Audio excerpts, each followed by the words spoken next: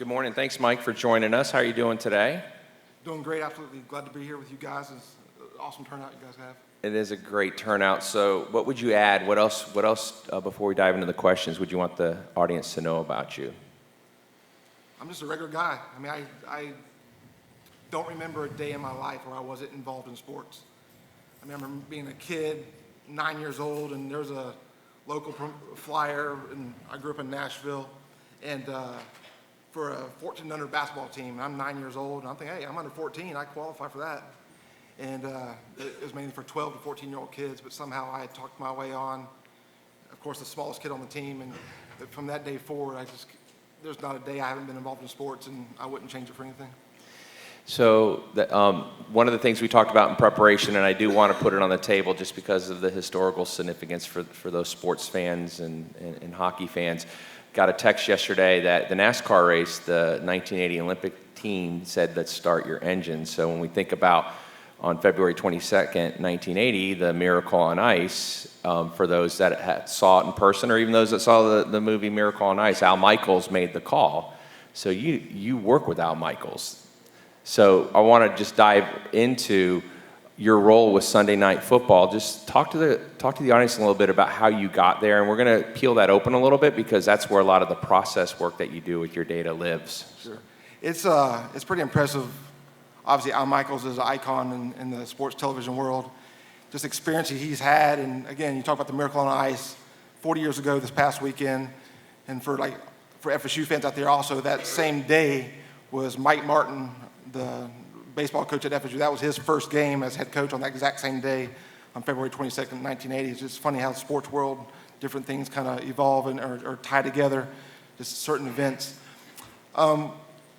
Growing up, like I said, I don't remember a day not being involved in sports. I knew from a childhood that the sports industry is where I wanted to be, and that's where my love was, my passion was.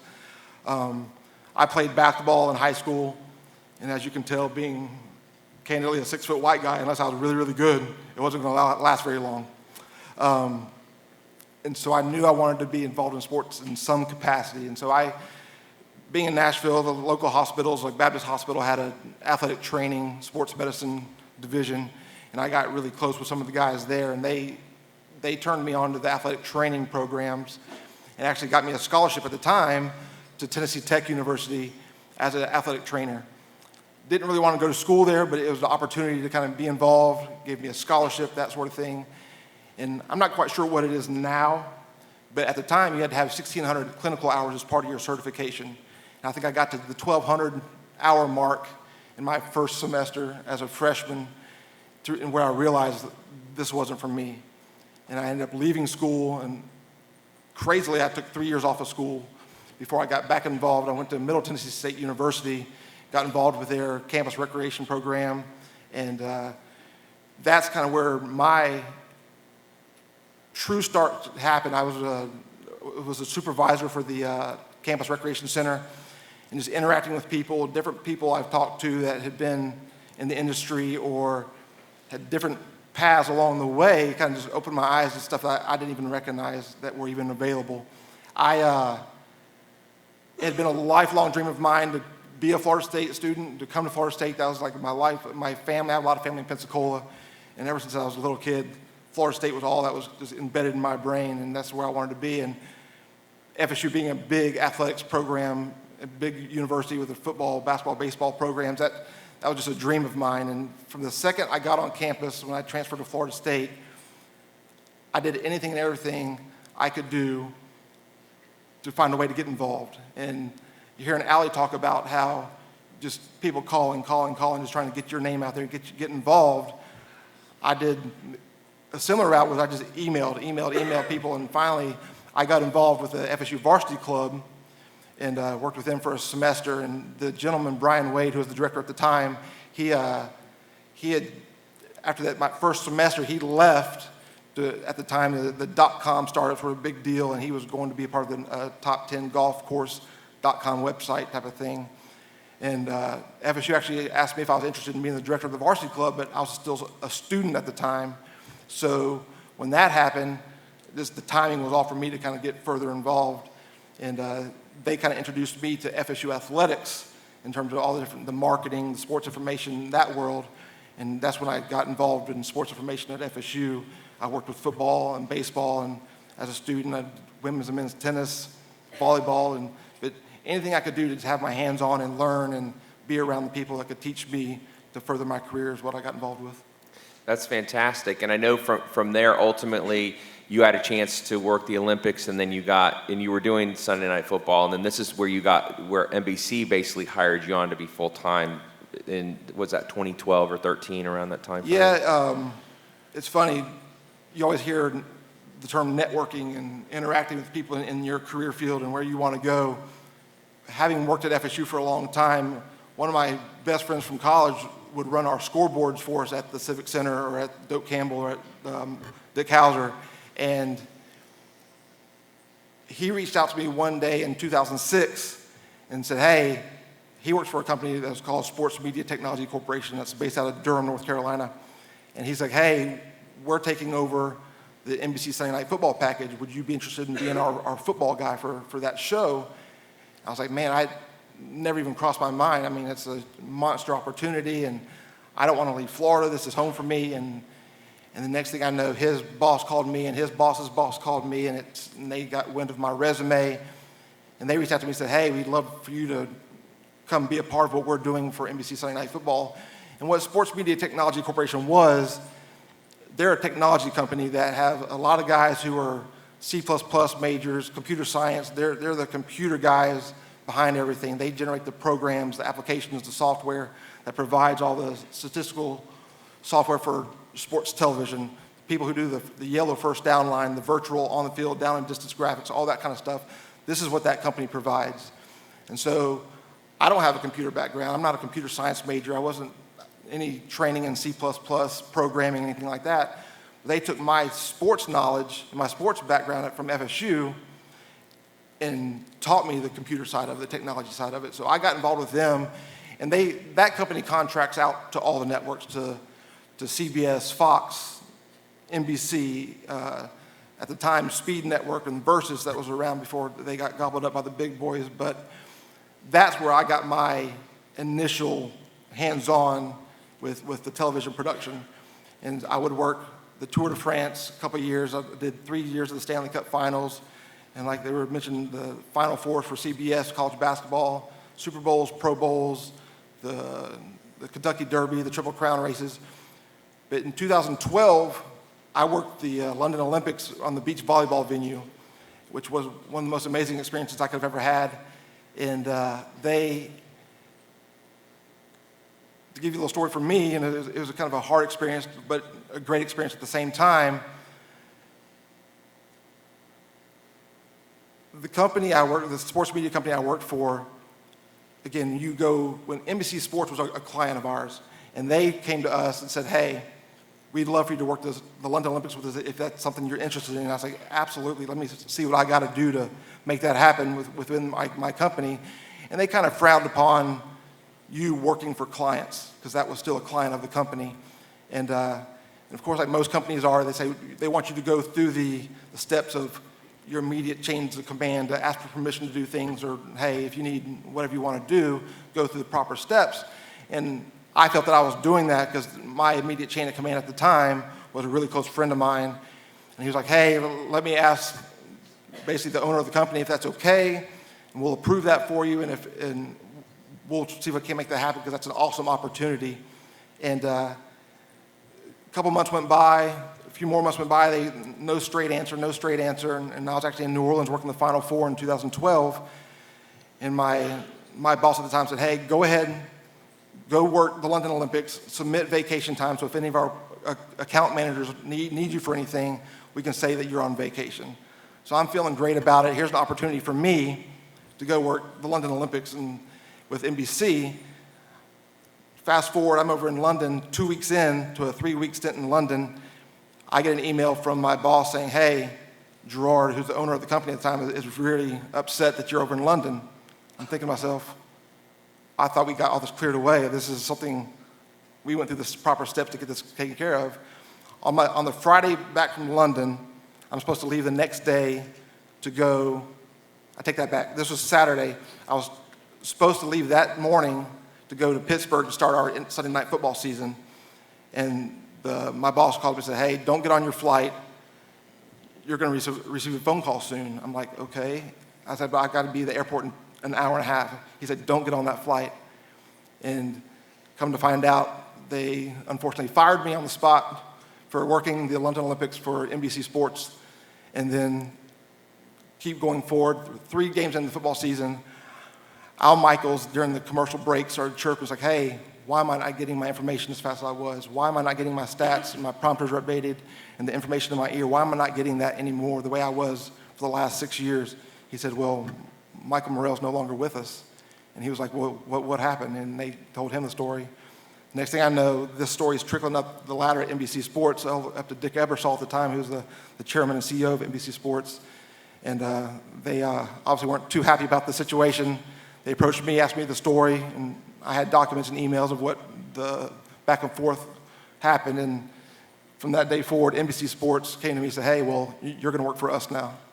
And they hired me on the spot, and since then I've been working for NBC Sports. And thank you for that. And I wanted everyone to make that connection to Al Michaels and that he's a consumer of what you build, that data and intelligence. Talk about your process of going into Sunday. When does it start? And give us some insights into how that looks. My week for Sunday Night Football starts a little on Tuesday, but primarily on Wednesdays. I'll get a FedEx pack in the mail on Wednesday mornings from whatever team, 2 teams that we're covering that week. And it's a media pack with game notes, stats, the media guides, any information, media clippings from the newspapers in the local city, anything that's going to give me as much information as we can have possible to gear up for our game that week.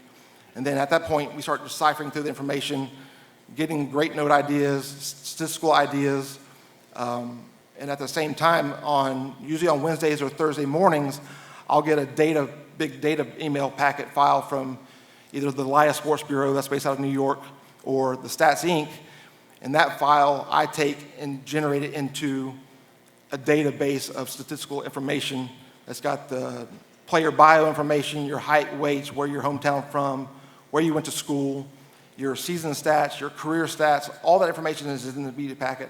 Then I convert it into what we want to present to you guys at home on TV in our look for NBC Sports on Sunday Night Football. And so that way, once the game starts, and we have in our game, all the graphics that we show you on air, all that stuff's updated as the game happens in real time. That way, anything you see at home statistically, data, is all current of that last play that just happened in the game. So that's stuff that we generate throughout the week to prepare for our next game. And so that's just a part of the process. And it's a 7-day-a-week job, but it's like a lot of fun because it changes every single week, and you have such big games every week. The enthusiasm behind it and the passion behind it it's a lot of fun to get that next media packet on that Wednesday morning okay, hey, we're doing Cowboys-Giants this week, and going through all the information. During the Sunday night, where are you sitting? I am in the production truck. On Sunday Night Football, we have 5 production trailers that show up, and these trailers are about $20 million a piece, of all the equipment and what they have inside. And we'll have what we call, they're by letter. We have like an A unit, a B unit, a C unit, a D unit. We have a big business trailer. And all these trucks travel with us every single week, no matter where we are in the country. Our trucks will travel and follow us all over the country. And so like the A unit is usually graphics and stats in our production control room, as they call it. That's where the producer and director are, your technical director. And then like a B unit might be the replay room where all the replay machines are. The C unit might be the virtual guys who do the down distance, the yellow line, the virtual down distance on the field. And then you have like a D unit, like an overflow it seems like we get bigger every single year in terms of the amount of people that are on the road and what they do.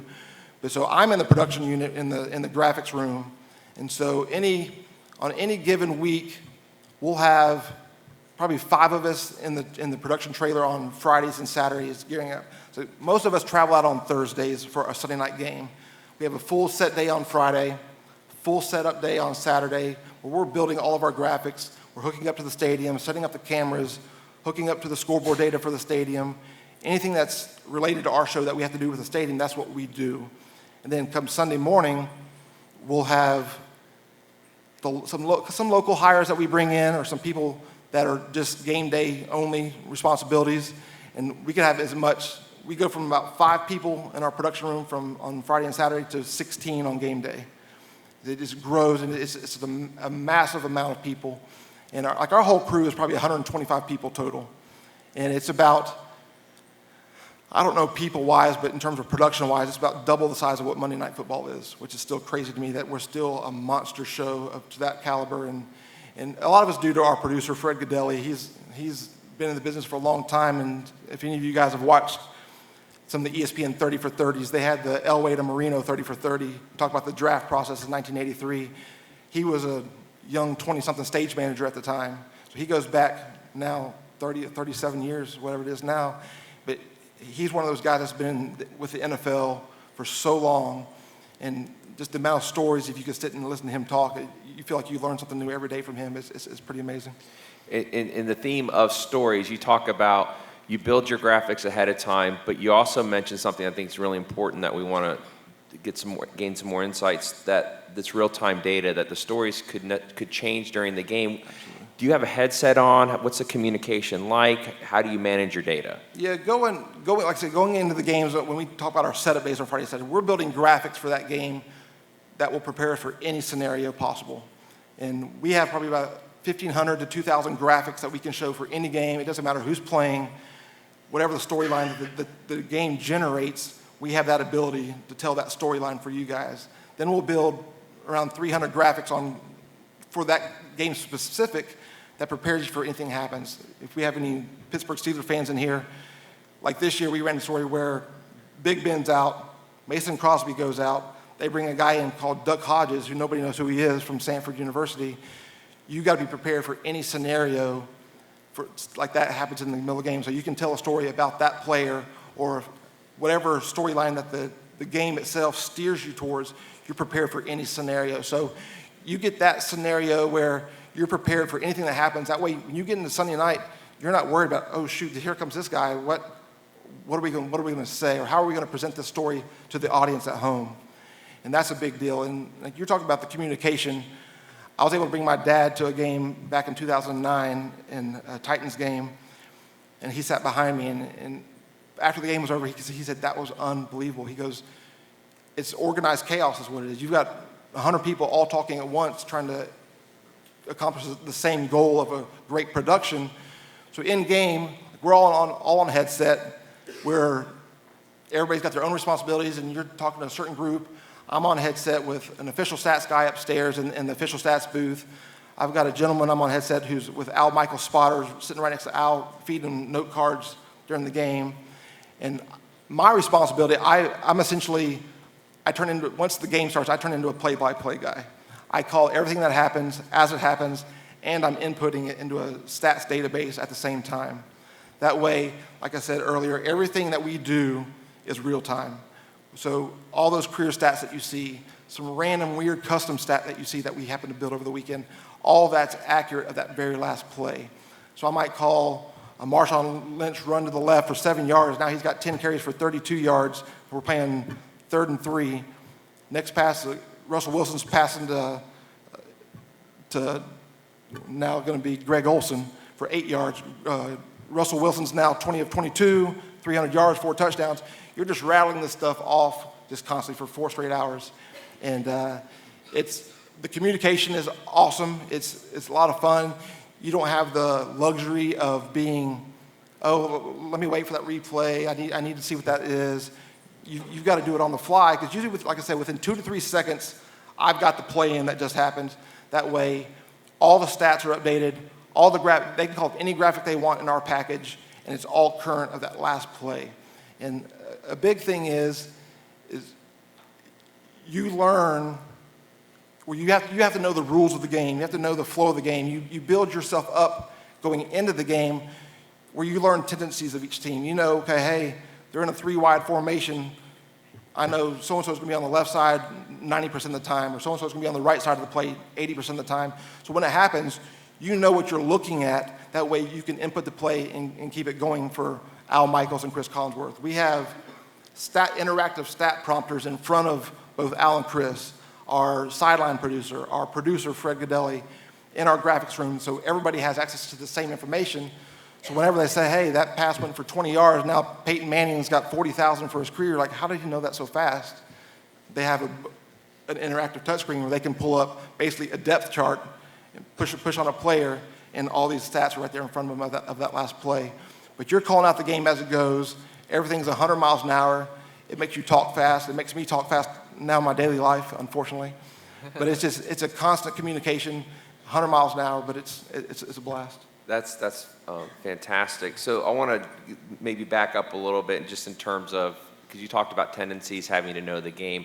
What's your favorite data to gather? It could be Sunday Night Football or anything in general. I don't know if I have a favorite. I'm just a stats guy in general. I was that stupid kid when I was 12 years old who had a college basketball sports almanac, and I read the stupid thing and figured out tendencies that I noticed from year to year in college basketball at the time. And having been that guy, I love finding tendencies in games of things that are happening or stuff that you normally wouldn't see. What can I find that will tell stories to you, the audience at home, through our graphics that we provide for you, our stats packages that we provide for you at home when you're watching the game on TV. I mean, it's just what's awesome to me about sports and stats in general. As soon as that ball's tipped off, or the first pitch, or the kickoff, every single one of those stats change. Your average drive start, your time of possession, your average per game, everything changes from that instant the ball's kicked off. And the fact that it changes on the fly, and then you start chasing things and watching tendencies, that's what I love about stats and what I love about sports.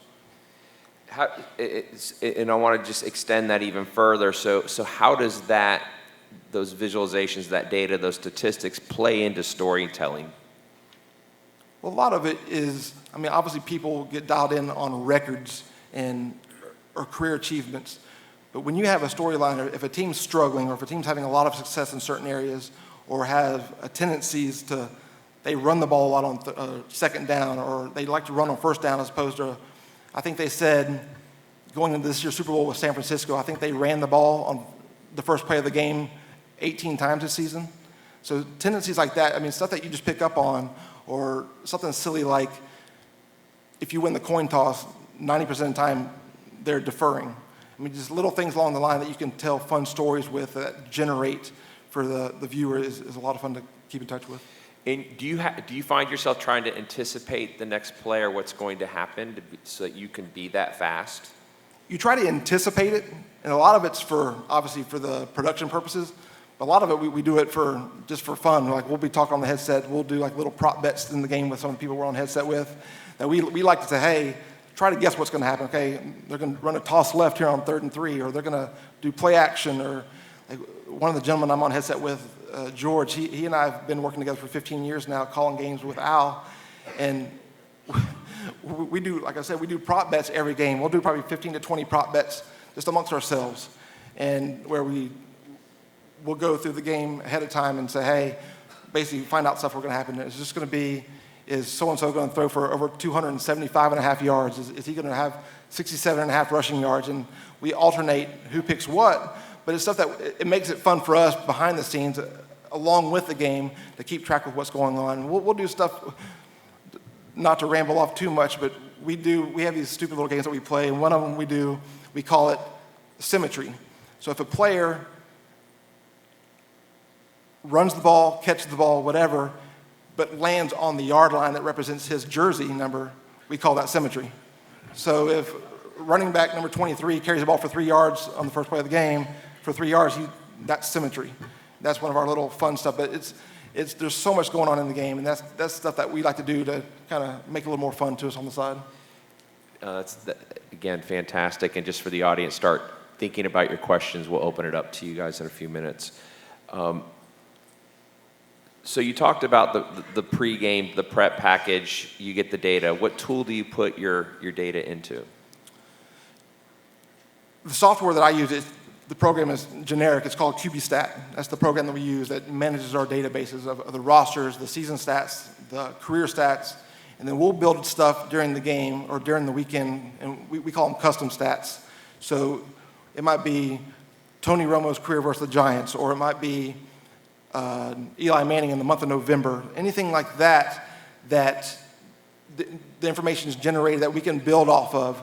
Like, we'll do stuff like that. So it's nothing, it's not a special program in terms of you can't go down to Office Depot and purchase it and load it up on your laptop and have fun on a Sunday afternoon. But it's the company, Sports Media Technology Corporation, this is something that they provide. And it's been around for 20, 30 plus years probably now. And I think Fox uses something similar. ESPN has their own version. And CBS uses the same one we do for NBC. But those are the programs that we use, the QBStat programs that manages all the database. And over the network, within the truck, it feeds our graphics machines. It feeds the stat prompters that I referred to. We have many different ways that we have this information that gets out to not just Al and Chris, but to everybody in the production side, because they might see a stat on their prompter in front of them while they're doing a replay package, but they try to put something, a fun rollout for you guys going to commercial, or a replay from that last play, but they might use that as a reference. So it's not just for graphics. It's not just for Al and Chris. It's for the whole broadcast. And that's what's fun is, as soon as that game starts, you're just going 100 miles an hour. You don't have time to stop. You don't have time to think. You can't wait on anybody. You've got to do it so fast that you basically do it without thinking. But knowing the responsibility that comes with it, and the fact that it helps other areas, not just what you do, is gratifying. Is that the same software you talked about, the in-game real-time? That's the same database when you said stats database during the game? Correct. Okay. Yeah. And you had mentioned earlier on just about C++ in general. Just what skills have you had to acquire, or do you wish you would like, or are you interested in acquiring that would actually help you even do your job even better? I don't know what I'd like to acquire more now. Like I said, when I started with that Sports Media Technology Corporation company, and all these guys are C++, computer science majors, I didn't have a clue what those guys were talking about. It was a foreign language to me completely. I come from a sports world, a media world, and I asked probably 1,000 questions to the point where they probably got annoyed by me. I was like, but that's the only way I knew to learn from them, is ask the questions. Even if it sounds dumb, ask the question, because what I was able to learn from them is priceless for me. And it's crazy when you work in the TV world. I mean, you see the sporting event, you see it on TV, you see cameras, but there's so much technology that goes into that, and all these machines that are providing it. And you have a bunch of IT guys, and you're on a network, and all these trucks are talking to each other. And I mean, you travel across the country, and you park at Candlestick Park, or you park at Cowboy Stadium. You're setting up every single week brand spanking new. But I wish I knew more going into the career field that I'm in. But the amount that I've learned is just, it's been a borderline miracle for me that I was able to pick that up along the way. So one of the things you said, I want to put it out there, and then I want to ask you a question that's going to provide you to give some wisdom to the audience as well. You mentioned in prep, let the game tell the story, and I really like that, because I think it says a lot for that you're willing to put yourself out there and expose yourself even in your job. But one of the things you talked about was that there's a standard you have to meet because there's somebody waiting to take this position, but you've kind of crafted this position too. Is that correct, as far as what you do with Sunday Night Football? Yeah, I've never been in a job until now that it's so performance-based. Like, we use a term, you're as good as your last game. I mean, if you leave a Sunday night game week 3 and you feel like you had a bad game, or the producer wears you out on your headset for making a mistake or whatever like that, you cannot wait to get to that next game to redeem yourself or have a better game. I mean, you may not be an athlete, but you approach it almost like an athlete. You want to have a good game every single week. And I feel very fortunate. I mean, this coming fall will be my 15th season on Sunday Night Football. But to be able to try to do that every single week, and there's a high demand from our production staff that to perform at a high level. And to have that pressure, it's nerve-wracking at times. And you've got, and Al and Chris rely on what I do and what we do as a show to give them all the assets to tell you guys the story on air, because that's who you see. And we joke about it, but I refer to Al as for those of you who've seen Anchorman, is my Ron Burgundy. Whatever I put on his prompter, he'll read. So it's like, who put that question mark on his prompter? I mean, so if I fat finger something, if I go too fast, or I say something too fast, he's relying on me, so I'm the pressure for him, but he's so comfortable with me, and he knows the steps that I'm taking to provide him the information. It's fun, the back and forth that we have to give him that information. So your mistakes, he says them basically. He will. Is there one that sticks out to where you're like, oh man? Probably, I won't say the hardest, but the ones that happen the fastest, and he's usually pretty good at it. I know another guy that works with us, Mike Tirico, is really good at it, is punts. It sounds simple, but how they calculate a punt distance. And because you're waiting for the punt to happen, where he's receiving the punt, and then you're at the same time you're tracking the return. These guys can rattle it off so fast and the distance. And as Al's gotten older, he's not as good as he used to be. But if you put it on there, he'll read. If it's a 52-yard punt, he'll read it. It might be, or sometimes if he's feeling good that night, he's feeling like he's got it, he'll just rattle off a number. It'd be like a 54-yard punt. He'll say, oh, that's 47 yards. You're like, where'd that come from? Because I didn't put it up there yet. I was trying to get it there, but he'll say it. But he knows that I'm pretty fast with what I do. But if it's a quirky play, what's fun for me, I've learned his cadence so well. You'll hear a pause because that's 3rd and, okay, we'll call it 4. And then and you're so reliant on officials these days too. Officials nowadays spot the ball. It's crazy. So they might put it on the 30. You'll come back from a commercial and it'll be on the 32. You're like, what just happened? But they're all over the place. And now that gambling's becoming a big deal with the NFL and sports in general, the NFL office from New York will call down and say, hey, that ball should be the 31. Or they'll change plays. Or they'll actually change stats within the game in which something else that you're tracking in the game. It's almost like the old school AOL Instant Messenger. They have access to their New York office has access to every stat computer in the NFL at the location. So it might be a second quarter play that was a 7-yard run, and it went from the 23 to the 30. To us at home, to us working the game, it's blatantly obvious. Okay, that's a 30. You'll get into the early fourth quarter, and it's like, okay, by the way, they changed that to an 8-yard gain to the 31. Like, when did they do that? They have almost like a pop-up instant messenger window. They go in, hey, we changed play number 42 from 7 yards to 8 yards. And they do it on their own and you're hoping they told the on-site stat crew that they've done that. Otherwise, you're chasing yourself the rest of the game. So it makes it, that part of it and how crazy it's gotten, it makes it a little more interesting during the game. Wow, data quality is important, isn't it? All right, let's open it to the crowd. Who wants to start? Who has a question? Yes. And I'm going to repeat it after you say it. So how have you seen things like augmented reality and artificial intelligence transform your role as well as sports media as a whole? Have you seen it impacting those things even more? So how have you seen, say that again? Augmented reality. Augmented reality impact other productions? The sports media as a whole, your team and your role in taking statistics, it's easier to see, things like that.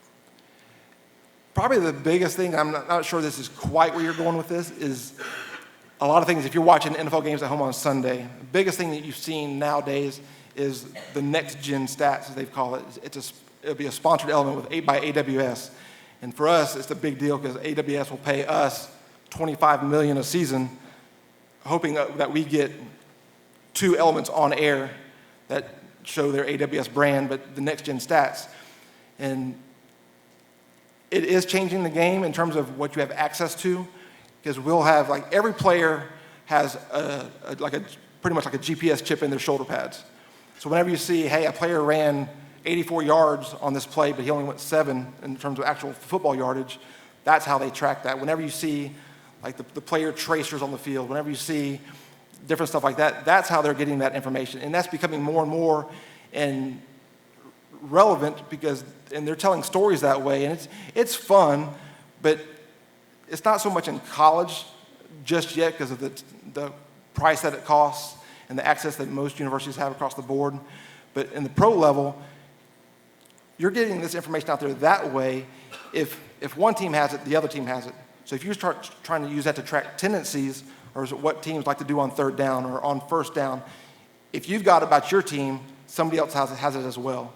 So when you do that, now you've not got to just work around your team tendencies as a team, but what the other team might be seeing as well, and trying to kind of counter that. Good question. Yes. Like we spoke a few times, like future habits, we talk about passion, sport was your passion in regards to that. How did you find, obviously in sports, for me, kind of internship, that numbers was an area that you were able to kind of say, I can see myself doing this long term. And the other question I have is it true that you invented the yellow line for the first down on TV? I didn't. No, the company, Sports Media Technology Corporation, and there was a company at the time which Sports Media now bought called Sport Vision. They went back and forth on who actually invented the term yellow line, and it became a big deal in terms of, there was a big lawsuit involved as well. But that was a big deal in terms of who came up with that, because it's everywhere you see in football now, which has grown to the line of scrimmage line, it's grown to the virtual down and distance you see on the field. It's really grown in terms of that. So that was a big deal. So those companies, almost essentially at the same time, came up with the yellow line, the virtual stuff like that. Going back to your first part of that question, it's funny because I remember when I was 12 years old, I was watching a Monday Night Football game on Halloween, and it was the Indianapolis Colts and the Denver Broncos. And Eric Dickerson at the time, he ran for 159 yards and 4 touchdowns that game. And they don't do this anymore, but when the game was over, the network rolled the credits. And you get down halfway through the credits, and you see your executive producers, your directors, all those people, and one of the categories was statistician. I'm like, I'm 12 years old, I don't know any better. But I was like, I love sports. I'd love to do that someday. That's right up my alley. I'm 12 years old, but that's what initially kind of in my mind, like, that's an area. And from that point forward, when you're 12 years old, you're shy. You don't know. You don't want to ask questions because you don't want it to be a stupid question. You don't want to get frowned upon for something you ask that might be silly to some, but not to you. So going that forward and through today, like in my times at FSU, just sitting, when I was an intern, just sitting at somebody's desk who's a football SAD at the time and who helped me grow, and just asking questions and learning and seeing it firsthand, and trying to make myself involved in any way I could. I'm more of a hands-on learner. I like seeing it. I don't like reading it. I like seeing it and how it impacts people. And that's kind of where I got where I am today, is just by just immersing myself amongst people in the field and learning what they do, how do they do it, how do they get to where they are, and how can that benefit me? How can I get to that same point? Because I want to do the same thing you're doing. And by doing that, it opened up a whole nother world in the sports world that I never even imagined was there. And I never imagined I was going to be in TV production, much less Sunday Night Football, the biggest show on television. That blows my mind even sitting here talking about it. But having worked at FSU in sports information with football and baseball and helping out with basketball and even the Olympic sports like volleyball and tennis, and just learning that and having that experience that I could take and to help grow my career, and taking, like I said, working for sports media, I wasn't a computer guy, but I took my sports knowledge and what I had learned, and they basically grabbed a hold of me and said, hey, we'll take your sports knowledge and we'll teach you the computer side, and we kind of combined it together. So that's kind of my long roundabout way of how I found myself getting involved. And I think that's a neat point, just around the fact that your passion for sports, but those said, hey, we'll give you these other skills, computer science or whatever it is, so that you could really maximize that role that's been created. And for the record, I am going to tell people I met today that I interviewed the person that invented the yellow line, because that is a game changer. We have a question over here. Yes, sir. You said that advanced stats help you notice tendencies in the game. Have you noticed any overall trends in football since the analytics became more involved, early down passing? So the question is around advanced stats. Has Mike noticed any trends and patterns in football, just in general? Awesome. I don't know so much as trends, stats related.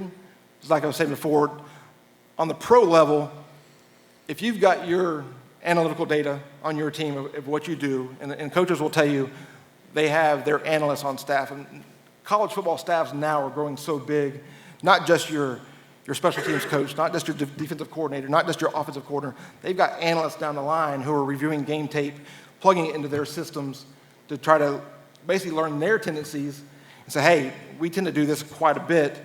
So if we're doing this, another team's saying the same thing.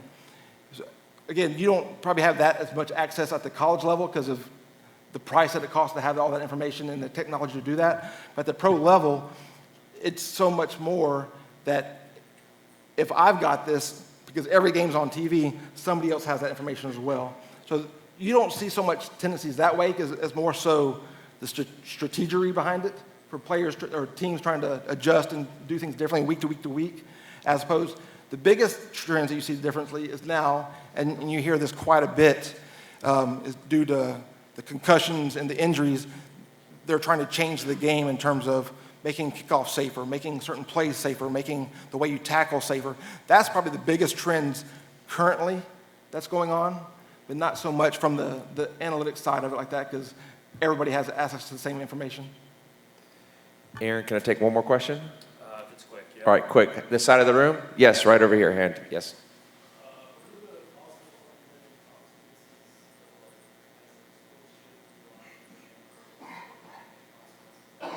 Speak up just a little louder and then I'll repeat it real quick.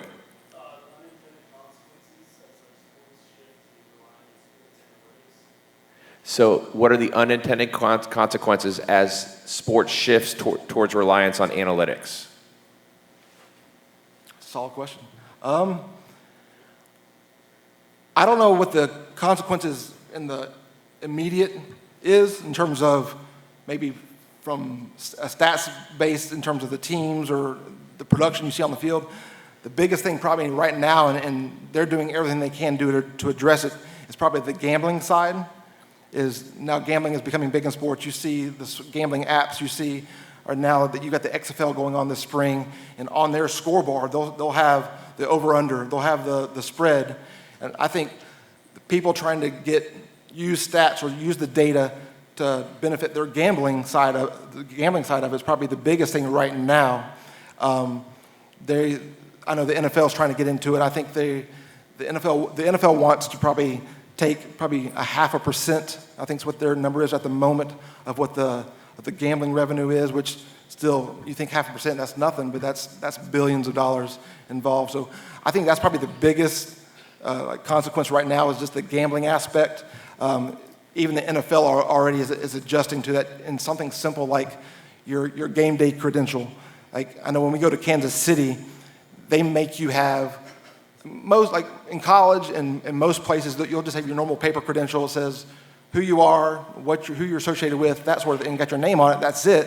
But now they're going forward. You almost have to have a photo credential, has your face on it, has a barcode, so they can scan you as you come on the field and come off the field, pre-game or during the game, whatever your credential allows you to, where it allows you to be, because they're so worried that somebody's going to be on the sideline behind the bench and hear the head athletic trainer talk about an injury and relay it to so-and-so in Vegas. Now they're adjusting the lines based on injuries and information they've got acquired like that. So they want to have more access to you as a person and who's coming and going and who's has access to certain information on the field. That's becoming a big deal in probably the last year and a half with NFL. That's fantastic, and there's actually a side bet with my team of how I'm going to manage my time over/under, and I think everyone's saying the over. So we're actually a little over, so they would be winning right now. So let's give Mike a round of applause. Thank you for your time today.